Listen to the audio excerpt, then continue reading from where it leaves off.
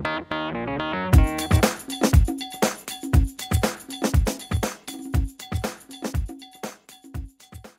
sentiments dégoulinants. Je découvre d'ailleurs la critique, parce que je vais aller voir DenisLaveille.fr, la vie, son œuvre, ses engagements, mais j'avais pas la presse, bien évidemment, encore concernant votre ouvrage. Sud-Ouest, après Parfum d'ébène, Denis Laveille a gardé la même densité dans des sujets graves, avec une belle écriture sensible. Franceinfo.net, le roman de Denis Laveille est haletant. Dès les premières pages, j'ai été subjugué. Denis possède des talents de conteur incroyables. C'est vrai, il y a un côté pêche-turner. Enfin, vous le confirmerez ou pas d'ailleurs.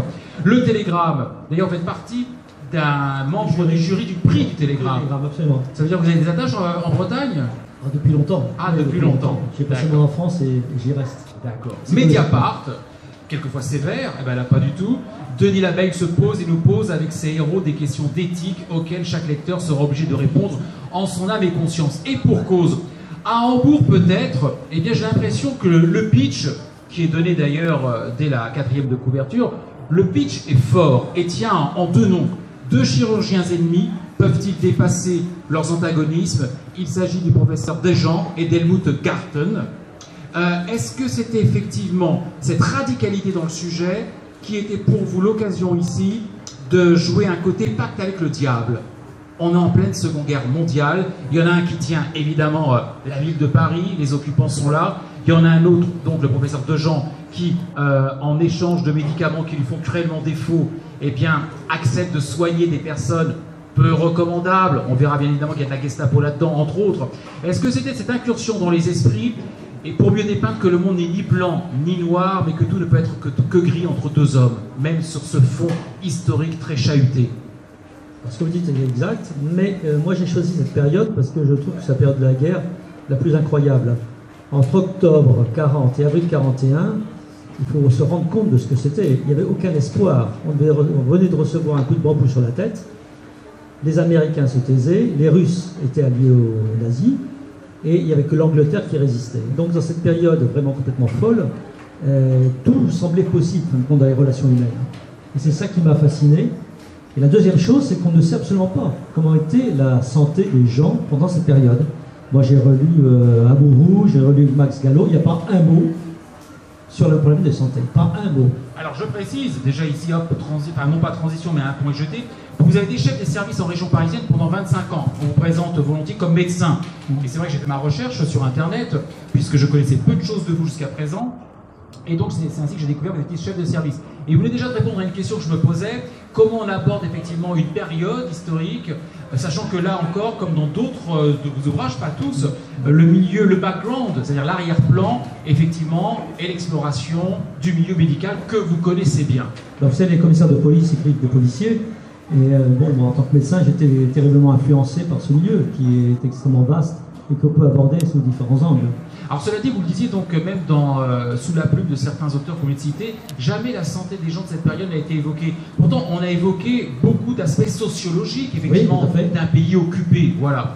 À quoi attribuez-vous cela? Vous savez, la santé, c'est assez étonnant, mais on n'en parle jamais. C'est tabou. Vous savez que c'est extraordinaire. Regardez les derniers débats présidentiels. Les 3 derniers, parce que moi je regarde avec un œil de médecin, le mot santé n'a pas été cité une seule fois. Pas une seule fois entre les différents candidats. Et donc c'est comme si c'est quelque chose qui était naturel, en fait, qui est un problème permanent pour tout le monde, et qui est une sorte de problème tabou. Alors tabou qui touche à l'intime, on ne sait pas par quel bout le prendre, comment l'aborder. Oui, parce que ça fait peur, parce qu'on ne sait pas que la souffrance, ça vous touchera un jour ou l'autre, parce qu'on craint que ça vous arrive dessus, et que donc on préfère ne pas en parler. Alors pour revenir tout de même dans une première partie de cet entretien, avant que, je l'espère, des personnes ne nous rejoignent et vous posent des questions et échangent avec vous bien évidemment. Donc une période historique où effectivement beaucoup de choses se nouent, une observation qui n'a encore été jamais faite. Alors comment vous êtes-vous pris justement vous, pour être peut-être le premier, à vous pencher sur ce sujet de la santé des gens? Est-ce que d'abord c'est parfaitement crédible ce genre de deal? Est-ce que vous avez posé cette question? Oui, bien sûr, je me la suis posée, puisque je l'ai imaginé. Je crois que justement, cette période impossible, l'année suivante, ça aurait été difficile, hein, quand il y a eu la résistance, etc., qui est apparue. Mais cette période-là, où la résistance est vraiment éphémère, il n'y a que quelques personnes qui résistent. La plupart des gens ne font rien, subissent. Et donc, dans cette période D'abord, mon héros dit non à cette proposition. Hein. Il le refuse parce qu'il ne veut pas entrer dans un cycle infernal de collaboration. Et puis les faits sont là. À ce moment-là, on se raisonne, on se dit, mais on est peut-être là pour des années dans cette situation-là, et on finit par accepter des situations qui, à froid, ne paraissent pas acceptables. Voilà, c'est ça. Entre à froid et à chaud, une fois même les passions peuvent être dégagées, il y a peut-être la raison qui peut même se glisser dans une situation a priori forte d'ambiguïté. Tout à fait. Est-ce qu'effectivement, en acceptant, et c'est la question que le lecteur se pose, en acceptant à l'image du professeur Dejean de dire oui à ce pacte, est-ce qu'on ne devient pas, alors c'est la question, est-ce que je commence à devenir moi-même un collaborateur? C'est la question que doit se poser le lecteur. Qu'est-ce que j'aurais fait? Exactement. Voilà. Alors, pour ne pas en dire trop, et moi j'aimerais que les gens qui connaissent déjà votre œuvre jettent des parallèles, éventuellement nous rejoignent et échangent avec vous. Je ne veux pas trop en dévoiler. C'est vrai qu'une chose m'a frappé, c'est que c'est très nerveux, haletant. Je suis content d'avoir vu que la critique que j'ai pu citer le signalait également. Vous avez une écriture très visuelle, ça a même un côté polar. Est-ce que vous y étiez très attentif? J'ai regardé la longueur des chapitres au fur et à mesure que je les avais lus. Il y en a des courts, il y en a des moyens, il y a ce côté page-turner, ça va assez vite. Et il y a beaucoup d'images qui viennent à l'esprit, ce qu'on définit souvent comme une écriture assez cinématographique. On voit très bien une série de prestige sur une chaîne de télévision, on voit très bien aussi un film avec beaucoup de fond. Est-ce que vous êtes très attaché à rendre les choses ainsi palpitantes et visuelles? Oui, alors j'ai 3 objectifs quand j'écris. Hein. Le premier, c'est que ça soit correctement écrit. Je travaille énormément. Je crois que le style doit être fluide et agréable à lire, que certaines phrases se fassent remarquer. Ça, c'est mon objectif. Je ne sais pas si j'ai réussi, mais vraiment, c'est un énorme travail. La deuxième chose, c'est qu'on ne lâche pas le livre. Je crois que tous mes romans sont un peu sous le même système de suspense et d'aventure, d'histoire. Et je trouve que quand on commence un livre et qu'on ne le lâche pas, on a un plaisir fou de se dire, voilà, j'ai passé un bon moment. Et la troisième chose, c'est que lorsqu'on ferme le livre, on a l'impression d'avoir appris quelque chose, ou d'avoir réfléchi. Car je trouve que souvent, dans le roman français aujourd'hui, c'est très nombriste. C'est moi, ma femme, mes enfants, mon père, ma mère, et que... et que on est entouré d'une société qui bouge tout le temps, qui pose des questions, parce qu'en fait, c'est une question de la vie et de la mort, qu'il y a derrière ce livre, qui est aujourd'hui d'actualité. Qu'est-ce qu'on fait pour la fin de vie, etc. C'est exactement ce problème-là qui est engagement d'ailleurs qui caractérise aussi l'homme que vous êtes. Et donc c'est le troisième élément, c'est qu'on ferme le livre en se disant est-ce que j'ai appris quelque chose? Voilà. C'est ce que j'ai fait avec Noir en blanc, qui est le seul livre qui parle de la fuite des cerveaux. Oui. Et ça me semblait important qu'en France, on ait 22 500 médecins étrangers, on sache un peu quelle est leur histoire. Et je reviens sur le premier objectif, qu'il y ait cette fluidité, cette musique de certaines phrases. Ça veut dire que vous les testez auprès d'un premier cercle ou que vous vous lisez à haute voix pour voir comment cela rend. Je sais que certains humoristes pratiquent l'oralité pour voir comment, effectivement, le rythme donné à leur écriture passe. La question vaut aussi pour un écrivain. Est-ce que vous la pratiquez ou pas, cette oralité? Alors d'abord, en 2 temps. Le premier temps, c'est que j'écris morceau par morceau. C'est-à-dire que je ne fais pas le roman de A à Z. J'écris d'abord des notes, je prends des notes et j'écris des petites phrases et je ne les lâche que lorsqu'elles me plaisent. Et ensuite, quand je commence le roman, je rassemble ces éléments-là comme un puzzle et je le retravaille à partir de là. Donc, et la deuxième chose... fragmentaire au début. Tout à fait, fragmentaire au début. Et la deuxième chose, c'est je lis, bien sûr, à haute voix. Voilà. Absolument indispensable pour se rendre compte s'il y a une musique, pour se rendre compte s'il y a un rythme, pour se rendre compte si la ponctuation est bien mise. Et donc, et à une période où je lis à haute voix le texte. Et alors cette approche fragmentée, est-ce qu'elle correspond, comment dirais-je, cette approche éclatée, vous commencez à jeter sur le papier, avant même de travailler l'oralité, différentes phrases, donc différentes idées, différents ressorts de l'histoire aussi, mais qui ne concernent par exemple que le début de votre histoire, ou vous pouvez déjà vous projeter dans l'histoire, et c'est après qu'effectivement le puzzle, comme vous me disiez. Est-ce que déjà vous avez vous-même votre vision très éclatée du roman, mais cohérente en même temps?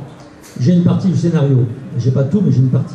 Par exemple, en l'occurrence, dans Hambourg peut-être, j'avais l'idée d'inverser les situations, de faire une première partie où le médecin est confronté à un type, je ne vais pas détailler parce que sinon on raconte l'histoire, de problème, et ensuite à l'inverse de ce problème-là. Voilà, j'avais envie de faire l'inverse.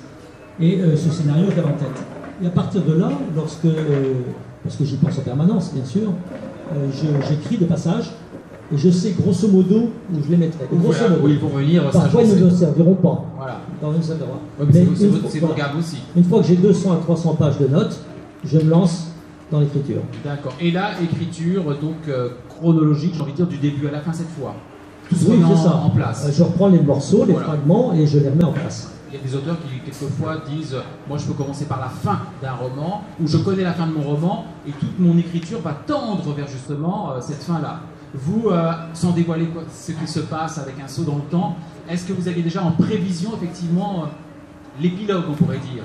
Non, pas tout. Voilà. Pour être franc, pas tout. Non, non, non. Il y a des choses qui arrivent, avec l'écriture, c'est ça qui est magique dans le roman, c'est que justement les personnages puissent parvenir un peu eux-mêmes, c'est une vérité. Donc vous aussi, vous C'est confirmez que vous êtes le démiurge, vous créez un monde, mais à un moment, les personnages prennent la main aussi. Absolument. Ça m'a toujours Ouais, beaucoup intrigué, absolument. cette prise de pouvoir. Et je dirais même l'écriture entre elles, parce que parfois on écrit des fragments en se disant je vais me poser à tel endroit, et ça implique de créer une situation. Tout à fait, voilà.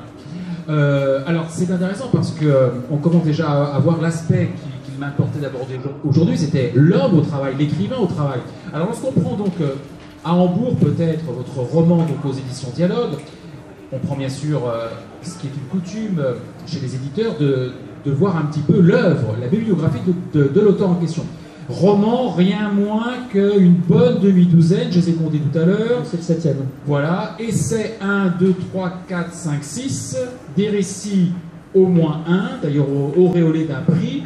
Mais lorsqu'on fait sa recherche sur Internet, on découvre bien d'autres titres qui ne sont pas forcément mentionnés ici.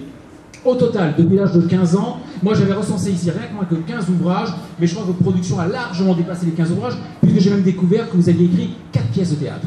Absolument. Une tragédie, une comédie, une tragédie-comédie. Soyons fous, manifestement, donc rien ne vous fait peur, ni les genres, ni les univers. Vous avez manifestement tout exploré, sauf peut-être la poésie, tenez, tiens, ça me vient maintenant. Les romans, essais, théâtre, J'ai récits. battu avec Nicolas Dostal et Rouge Majeur. Tout à fait.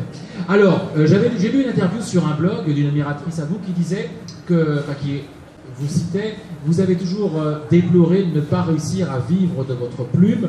Manifestement, donc, vous avez toujours cumulé votre vie professionnelle avec ce feu sacré, ce beau feu sacré, et vous avez une vraie force, c'est que vous étiez insomniaque. Vous l'êtes toujours?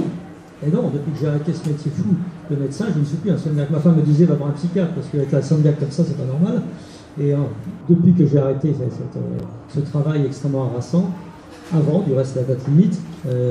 Vous l'avez arrêté il y a combien de temps, Tony? J'ai arrêté il y a 6 ans. Il y a 6 ans. Mais alors à l'époque, ça veut dire que vos insomnies, c'était se caractériser par vraiment des plages entières d'heures pendant lesquelles vous ne dormiez pas. Oui, donc j'écrivais. Et de quelle heure à quelle heure? Je me levais comme tous les insomniaques, vers 3h du matin, je crois qu'ils sont ici, ils doivent le savoir. Et puis je travaillais jusqu'à 5h, 5h30, et je me recouchais une demi-heure, et j'allais au travail ensuite. Et donc c'est ce qui explique effectivement que vous ayez pu être ainsi prolifique. Mais vous avez une vraie vocation, manifestement. Vous aimez écrire depuis l'âge de 15 ans, un adolescent, et pas des poèmes énamourés. Parce que le sujet, dites donc, je l'ai découvert encore aujourd'hui en travaillant sur vous. Le premier roman, ou comment, écrit à 15 ans, mesdames et messieurs, ou comment un vieil homme, au moment de mourir, recherche ses fils. Bonjour l'ambiance, Denis Labeille. Oui, c'est vrai. Il était un peu névrosé, l'auteur, mais bon, c'est... Est-ce que c'était parce que vous aviez été touché vous-même par, au niveau de l'affect, touché par la perte d'un proche, peut-être d'un parent? Qu'est-ce qui, dans la tête d'un enfant de 15 ans, d'un ado de 15 ans, donne envie de se projeter dans l'esprit d'un vieil homme qui va mourir? Je dirais que ça, c'était peut-être le plus autobiographique au moment, en ce sens qu'il y avait une situation très, très difficile dans ma famille, entre mon frère, moi et mes parents. Mon frère était quelqu'un de rejeté, complètement rejeté, et moi j'ai pris son parti, et ça m'a coûté très cher. Et donc déjà à ce moment-là, dès l'âge de 6-7 ans, je me rendais compte de ce drame. Et je pense qu'en écrivant ce premier roman, ça m'a permis d'éclaircir un peu mes idées. Déjà, comme peut-être une catharsis déjà? Oui, ou un éclaircissement. Oui, tout à fait. Alors, à l'époque, est-ce qu'il est publié ou à compte d'auteur? Non, rien du tout, absolument. Je l'ai gardé, je l'ai toujours, mais il n'a jamais été publié. Il a fallu que j'attende plusieurs années avant que le premier roman sorte. Alors, c'est intéressant de voir aussi comment une personne qui a fait sa vie professionnelle dans quelque univers que ce soit, vous en l'occurrence, les milieux médicaux, donc la médecine, je le rappelle pour les personnes qui nous ont rejoints, chef de service pendant 25 ans en région parisienne. Vous avez été publié régulièrement, assez régulièrement. Il y a très peu de trous de carrière, je trouve, justement dans votre vie d'auteur. Depuis au moins 95 ici à vue d'œil. Vous êtes passé par de belles maisons, Julia, vous êtes passé par Stock, il me semble, Le Seuil, pardon, Le Seuil également, aujourd'hui Dialogue, et pourtant Il vous en est arrivé des misères, et ça c'est intéressant de voir à chaque fois quand un homme qui ne vit pas de sa plume, vous dites vous-même, vous l'avez déploré, je le rappelle, eh bien les déboires qu'on peut connaître, parce qu'évidemment, les maisons d'édition vous suivent peu ou prou. Vous êtes même passé un jour chez Bouillon de Culture pour un ouvrage qui affirmait des choses qui ne s'est pas du tout vendu, c'est dit d'ailleurs sur votre site, voilà, c'est des aléas d'un écrivain, quel qu'il soit. Vous êtes même un jour tombé dans une maison d'édition qui est tombée sous le coup de la loi parce qu'elle imprimait des faux billets. Ça, c'était ma première maison d'édition. Une première maison d'édition qui s'appelait Lettres Libres. Et c'était un perceur de coffre-fort qui était le directeur de la maison et qui a embauché des tollards qui, pendant son absence, avaient fabriqué des faux billets. C'était ma première maison d'édition. C'est où? C'était à Paris, les Lettres Libres. D'accord. Ah oui, c'est une histoire incroyable. Et j'ai découvert ça sur la plage. J'ai fait une descente et je n'ai jamais eu un sou. Et même pas les avaloirs, bien sûr. Et depuis, donc, depuis ces décennies depuis lesquelles vous écrivez, comment vous jugez effectivement aujourd'hui le marché du livre et les relations avec les éditeurs? Un peu sévèrement. Mais allez-y, justement. Un peu sévèrement, parce que je trouve qu'aujourd'hui, ceux qui ne prennent pas de risques, c'est-à-dire les diffuseurs, sont devenus les maîtres. Hein, c'est en fonction de la vente précédente qu'on met en place vos livres, quelle que soit la qualité du livre. Ce qui fait que si vous avez une grosse vente précédente, on met en place partout votre livre en pile, etc. Si votre livre n'a pas eu le succès escompté, eh ben, c'est définitif. Vous passez ensuite d'échec en échec, enfin pas d'échec relatif, puisque j'ai tourné, on va dire, un certain nombre de romans, mais je veux dire, vous ne sortez pas de cette orbite négative, ou alors quand vous êtes sur une orbite positive, ce qui explique certains romanciers aujourd'hui qui, quel que soit le roman, sortent immédiatement à des dizaines de milliers d'exemplaires et sont immédiatement vendus, puisqu'on les trouve partout, presque dans les bureaux de tabac. Oui, l'offre créant la demande. Voilà, l'offre créant la demande. Et la diffusion. Or, il y a quelques années, tout de même, les éditeurs avaient beaucoup plus de pouvoir et pouvaient orienter plus tel ou tel livre qui leur semblait important. Comment s'est faite la rencontre avec donc les éditions Dialogue, basées à Brest? C'est à la fois une librairie très connue, un des derniers grands indépendants de France en région, donc c'est aussi un éditeur. C'est pas la première fois. Non, non, pas du tout, c'est mon troisième roman chez Dialogue. En Dialogue, en fait, j'étais chez Julliard avant, hein. J'étais chez Julliard et puis j'étais un peu l'objet d'un problème entre deux éditeurs chez Julliard, ce qui peut arriver. Moi, j'avais mon métier à côté, je ne pouvais pas m'occuper de tout. Mais voilà. Et puis, il y a eu Rouge Majeur qui était sur Nicolas Dostal, qui a d'abord été édité chez Panama, qui a fait faillite au bout d'un mois après l'apparition. Bon, pas de chance. Et donc, le livre a été repris par Dialogue, parce que Charles Kermarek avait beaucoup aimé ce livre. Et donc, comme il a aimé ce livre, puis que les liens se sont créés entre lui et moi, je lui ai donné mes autres manuscrits. D'accord, donc vous avez pu ainsi, vous étiez encore, il n'y avait pas des histoires de droit Non, non, c'était possible. Les choses pouvaient se faire encore assez fluidement. Et j'aime bien son côté combattant, Charles Kermarek, sa volonté d'en sortir, de sortir des librairies, de pas dire aux gens de ne pas acheter chez Amazon, mais chez leslibraires.fr, etc. etc. Voilà. Et en pourtant, le monde de l'édition, on le sait, bouge beaucoup. La librairie dont nous parlons aujourd'hui est bien placée pour, comment dirais-je, se faire un petit peu relater des déboires en étant passé sous la coupe d'un grand groupe, et comme il y avait une politique qui, elle est très libre aujourd'hui pour en parler, et bien appliquait les mêmes recettes pseudo-marketing de la grande distribution, avec des têtes de gondole sur les ouvrages qui font appel, l'incapacité pour les vrais libraires qui font leur métier, chacun dans son département, de faire du vrai conseil, de pousser, de mettre en avant. Et en même temps, on voit aujourd'hui sur Internet, j'en entendais parler récemment dans un bar parisien d'où je revenais, 3 auteurs parisiens qui parlaient, le hasard fait bien les choses, de leur déboire en termes d'édition. Il y en a un qui n'avait jamais été publié à plus de 5000 exemplaires, et ses copains disaient, c'est extraordinaire, oui, enfin c'est un livre de cuisine, hein. Ça parlait de plus qu'un roman d'un pseudo-anonyme. Et ils évoquaient ce qui se passe sur Internet, la façon dont vous pouvez aujourd'hui donner vos feuilles à lire aux internautes, et ça peut déclencher aussi le mouvement. Est-ce que vous avez entendu parler de ça? Oui, mais je n'avais pas participé à ça. Personnellement, on agit beaucoup vis-à-vis des libraires, parce que je trouve que les libraires, eux, prennent des risques, sont les gens intéressants, sont les intermédiaires fondamentaux. Moi, quand un libraire me conseille un livre, eh ben, je suis son avis, si je lui fais confiance.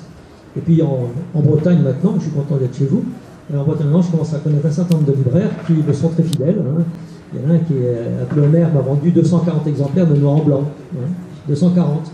Le livre était fantastique, il l'a aimé, il l'a confié. Il a été prescripteur. Il a été prescripteur. Et donc, je commence à connaître un certain nombre de libraires, et ça dépasse pour moi l'intérêt de la presse, ou même que faire un exposé dans un diffuseur, ça n'a pas d'intérêt. Alors cela dit, tout à l'heure vous disiez, moi effectivement je suis un peu atypique parce que je fais des vrais romans des romans d'aventure, en l'occurrence c'est une vraie aventure, et humaine, avec donc un arrière-plan historique, une période donc, que vous avez explorée, parce qu'elle n'a pas été assez explorée sous l'angle sanitaire, comme vous l'évoquiez d'entrée de jeu, je le signale pour les personnes qui nous ont rejoints. Est-ce que ça vous aide dans la réception, même si là vous avez eu une demi-douzaine de très bonnes critiques? Effectivement, dans ce pays, on aime les romans nombrilistes, tournés vers le jeu, vers la subjectivité, voire l'auto-roman, etc. Et on déplore en même temps que les écrivains aient perdu le souffle romanesque de la vraie histoire. Vous, comment vous êtes ressenti par le milieu, aussi bien d'une certaine critique que par le milieu littéraire? On a à Saint-Malo le festival Extrêmement Voyageurs, qui, à l'initiative de Michel Lebris, son initiateur, que vous connaissez peut-être, parce que vous avez différentes entrées au Monde, au Libé, vous avez également publié des papiers en dénonçant et en vous engageant. Je ne sais pas si vous connaissez Michel Lebris, mais qui est une sommité dans son domaine, qui a des rubriques sur France Inter, ou qui en a eu, s'il les a plu. Lui défend une veine littéraire et romanesque, le picaresque. Et lui aussi a dénoncé ce que je viens de vous signaler, à savoir, mais il y a la place pour autre chose que le nombrilisme dans la littérature. Les anglo-saxons savent encore très bien le faire. Tout à fait. Et en France, on a du mal à avoir cette école. Mais je crois qu'on a été très marqué par le nouveau roman, qui a été à la fois une révolution dans le roman, mais qui a été une catastrophe, parce que d'abord, beaucoup de gens ont abandonné le roman, parce qu'ils ont trouvé que c'était rasoir, que c'était casse-pied, que c'était plus des histoires. C'est qu'aujourd'hui, les romans sont lus à 80% par les femmes et 20% par les hommes. C'est une catastrophe. Alors les hommes qui lisent les romans lisent beaucoup de romans, mais en volume, c'est les femmes. Le lecteur est une lectrice, oui. Et donc je crois que c'est dommage. Il y a un problème de savoir pourquoi les gens ne s'intéressent plus aux romans comme on s'est intéressé il y a 50 ans, il y a 60 ans. Et c'est vrai que ce côté nombriliste, je ne dis pas que je fais des vrais romans, les autres font aussi des vrais romans, hein, mais je veux dire, ne penser qu'à cela, c'est un peu réducteur. Voilà. Alors, les gens se projettent parfois dans leurs problèmes, puisqu'on est dans une civilisation d'individualisme, ça marche, mais on est tout de même entouré de problèmes gigantesques, on ne peut pas passer à côté. Je reviens sur le noir en blanc, c'est le seul livre qui parle de cette fuite des cerveaux d'Afrique, qui est un problème majeur. 160 000 infirmiers et médecins qui ont quitté l'Afrique au cours des 10 dernières années, 22 500 médecins qui travaillent chez nous, étrangers, autant en Angleterre, en Allemagne, au Canada, et on n'en parle jamais. Jamais, on ne connaît pas leur histoire, on ne sait pas ce que veut. L'Afrique, de toute façon, on s'en fout, c'est pas un problème, c'est bien pour l'exploiter, mais le reste, ça ne nous intéresse pas. Or, c'est là, enfin, aller à Paris, au métro Châtelet, vous verrez plus d'Africains que de Blancs. Donc il y a tout un monde auquel on passe à côté, alors que c'est un problème d'actualité, il y a un problème réel. À Hambourg, peut-être, je parle du problème de la vie et de la mort, qui est un vrai problème d'aujourd'hui d'actualité. On parle d'une loi sur la fin de vie, on parle de choses, mais bon, ça n'amène pas à la réflexion. Or, autrefois, il y avait des grands débats populaires qui faisaient qu'on prenait position dans un sens ou dans un autre, on en parlait. Voilà.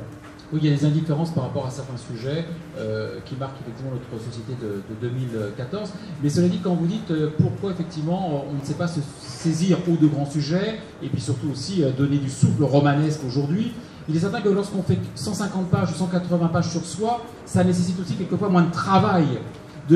Michel Lebris le dit bien, quand vous écrivez un roman romanesque sous l'influence d'un Dickens ou d'autres auteurs anglo-saxons, pensons à L'île au trésor de Stevenson, il dit, mais attendez, ça veut dire aussi bosser, faire des recherches. Vous évoquiez, c'est pour ça que je vous ai demandé, effectivement, où est-ce que vous étiez allé aussi loin puiser pour vous inspirer et écrire sur cette époque? Tout à fait. Je pense qu'on ne peut pas faire ça à la légère et qu'un roman plutôt biographique, c'est tout de même beaucoup plus facile au point de vue, je dirais, élément nécessaire au roman. Moi, j'ai passé du temps pour essayer de... J'ai relu toute la littérature qu'il y avait sur la vie quotidienne, sur l'occupation. J'ai été dans la faculté de médecine de Paris, il y a un rayon au sous-sol qui est l'histoire de la médecine, où il n'y a personne. Personne. J'ai fait ressortir les journaux, j'ai fait ressortir les livres, j'ai essayé de voir ce qui se passait. J'ai découvert... Je ne m'étais pas rendu compte, par exemple, d'un détail absolument évident, c'est qu'en fait, la loi anti-juive de Pétain est sortie en octobre. C'est-à-dire 3 mois après la prise du pouvoir, 2 mois après la prise du pouvoir. Et que ça a eu des conséquences énormes. Tous les médecins juifs devaient partir des hôpitaux. J'ai découvert qu'en fait, les Alsaciens, vous savez, il y avait une sorte de lutte ethnique très tôt, puisque les Alsaciens qui étaient d'origine alsacienne devaient rejoindre l'Alsace obligatoirement, même s'ils étaient installés à Poitiers ou à Perpignan, et ceux qui étaient en Alsace et qui n'étaient pas alsaciens devaient quitter. Ce qui a entraîné des drames. Dans les hôpitaux, il y avait des Alsaciens qui étaient obligés de partir. Il y avait 1 800 000 prisonniers. Voilà, il y avait toutes les professions.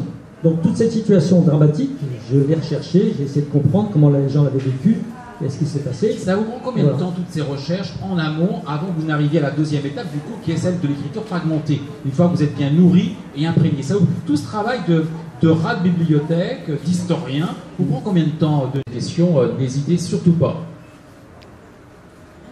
Et au moment de la dédicace, bien sûr, Denis sera à votre disposition. Il y a une phrase qui est en découvrant effectivement votre engagement citoyen, vous êtes passé par le PS, vous l'avez quitté, vous insistiez effectivement sur ce sujet de la fuite des cerveaux du continent nord-africain, vous vous êtes engagé pour le droit à une fin de vie décente, il y a eu des signatures, des engagements présentés à l'Assemblée nationale devant tous les partis, relayés par aucun média, comme vous le dénoncez aussi, toujours de ces sujets à la mode ou pas à la mode. Moi j'ai relevé, page 146, une phrase qui me semble assez bien donner la veine de ce roman, mais également marquer un petit peu, illustrer l'engagement de l'homme que vous êtes. Vous qui êtes d'ailleurs, qui avez une référence qui est Gandhi, qui dans un de vos ouvrages, c'était La France de l'audace en 99, c'est là que vous êtes passé à votre culture, aviez rebaptisé Liberté, Dignité, Solidarité, et ça me semble traverser votre œuvre. Et vous citez ici, même si les temps sont difficiles, il faut entretenir la flamme de l'espoir, car même faible, même vacillante, elle peut suffire pour incendier des forêts. J'ai eu l'impression, en tombant sur cette phrase, qu'elle tombait à point nommé pour la façon dont je vous avais ressenti. Est-ce que, Denis Labeille, vous êtes d'accord si l'on dit que vous êtes un humaniste qui croit en l'homme, qui a des engagements, des révoltes d'hommes, de citoyens engagés, mais qui, justement, il n'y a pas de révolte, il n'y a pas d'espoir aussi pour faire changer les choses? Écoutez, ce terme-là me convient assez bien, je suis assez content de l'entendre. Je ne fais pas d'humanitaire, vous voyez, par exemple. Je n'aime pas cette terminologie pleine de charité. Moi, quand je travaille avec l'Afrique, je fais de la médecine internationale. Et par contre, en effet, ma philosophie est assez humaniste, je crois, parce que je pense qu'il faut se battre pour que l'humanité avance, mais parce que c'est jamais gagné, parce qu'il faut toujours faire évoluer les choses, et que c'est un plaisir de participer à ce combat. Et moi, c'est vrai que je n'ai pas arrêté de me battre. Et si l'humanisme, c'est aussi croire en des hommes, en deux hommes, eh bien, à Hambourg peut-être en est justement, je pense, modestement, à mon niveau, une belle illustration. Car c'est une belle histoire d'homme aussi qui se respecte et se découvre. Applaudissements pour Denis Labeille, mesdames et messieurs, et pour votre participation aussi. Je vous laisse l'auteur à présent. Merci Denis Labeille. Et merci pour vos questions. On voit que vous avez bien lu le livre, c'était rare. Écoutez, je vous en prie. Donc, je vous laisse maintenant à votre public pour continuer à échanger.